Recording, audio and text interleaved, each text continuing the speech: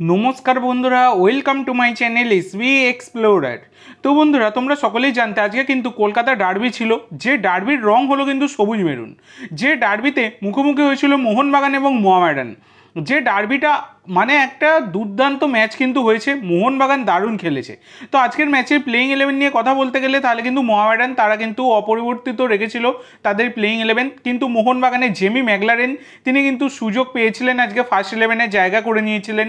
এছাড়া কিন্তু অনিরুদ্ধ থাপা ফিরেছিলেন প্রথম একাদশে, এই হচ্ছে ব্যাপার। আলবার্টো রড্রিগেজ দুজন বিদেশি ডিফেন্ডার নিয়ে কিন্তু আজকে দল নামিয়েছিলেন কোচ জোসে মোলিনা, এবং এইভাবে কিন্তু আজকে বাজিমাত করে দিল মোহনবাগান, যেখানে জেমি ম্যাকলারেন তিনি কিন্তু আইএসএলের মঞ্চে প্রথম ম্যাচ শুরু করলেন, শুরু থেকে নামলেন এবং নেবেই তিনি কিন্তু গোলের খাতা খুললেন আজকের এই ডার্বি ম্যাচে।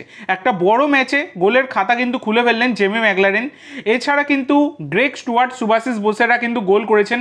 আর গ্রেগ স্টুয়ার্ট তাকে নিয়ে যত বেশি বলা যায় ততই বেটার, কারণ গ্রেগ স্টুয়ার্ট অসাধারণ পারফরমেন্স দিয়েছে আজকের ম্যাচে, পুরো মাঠ চষে বেরিয়েছে। তো একটা যে টিম গেম হওয়া উচিত, যেটা কিন্তু এতদিন মোহনবাগানের থেকে আমরা দেখতে পাইনি, সেইটা কিন্তু আজকে পরিলক্ষিত হলো।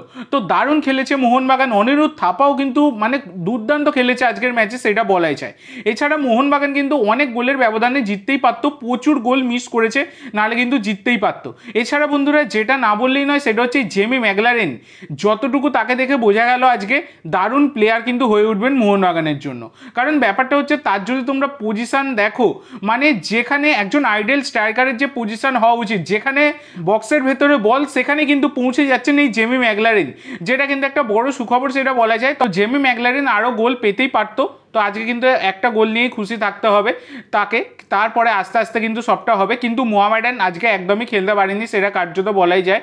যে মোহামেডানকে আমরা আগের ম্যাচে গত ম্যাচেও দেখেছিলাম জয়লাভ করেছিল, সেই মোহামেডান কিন্তু নয়। ব্যাপারটা হচ্ছে খেলতে পারেনি না খেলতে দেয়নি, সেটাই হচ্ছে সবথেকে বড় কথা।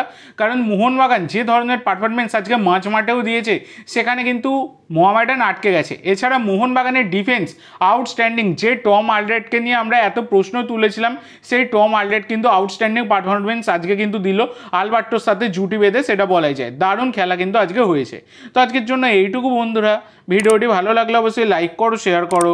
আমার চ্যানেলে প্রথমবার এসে থাকলে চ্যানেলটি সাবস্ক্রাইব করো, আর কমেন্ট করে জানাও ভিডিওটি কেমন লাগলো। ধন্যবাদ।